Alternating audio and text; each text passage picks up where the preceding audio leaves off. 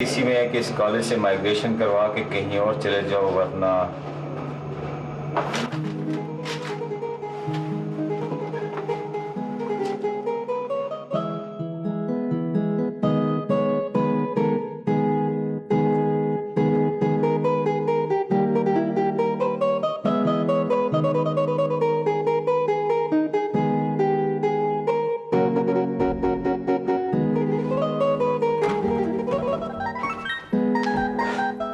Sir ये खत देखिए। तो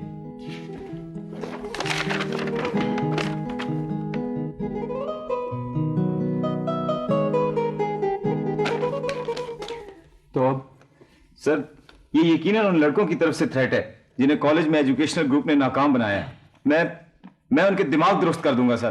तुम ऐसा कुछ नहीं करोगे। अलबत्ता मैं सुबह ही एसपी साहब से मिलता हूँ। सर इसकी एक कॉपी प्रिंसिपल साहब को भी भिजवा दी जाए तो बेहतर होगा। मैं प्रिंसिपल साहब से खुद मिलके उन्हें इस खत के बारे में बताऊंगा सर। शरी, एक बात तो ख्याल रखना, वो लड़के तुम्हें पूरी तरह प्रोवोक करने की कोशिश करेंगे, बट मेक श्योर अपने हवास को, अपने नर्व्स को तुम्हें अपने काबू में रखना होगा।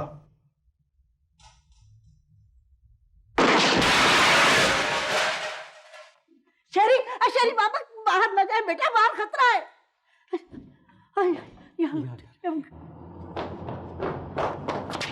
कौन थे? कुछ लड़के थे, कार में आए, फायरिंग की और भाग गए। ध्यान से खड़े हुआ करो, बैठे हो क्यों तुम?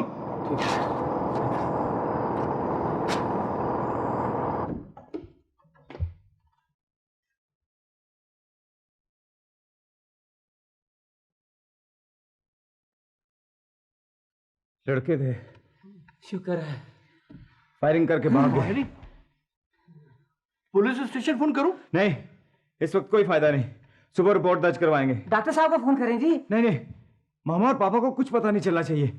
2 दिन तक किसी को कुछ पता ना चले, और बाद में नेमत बुआ पापा को आराम से सब कुछ बता देना। अच्छा?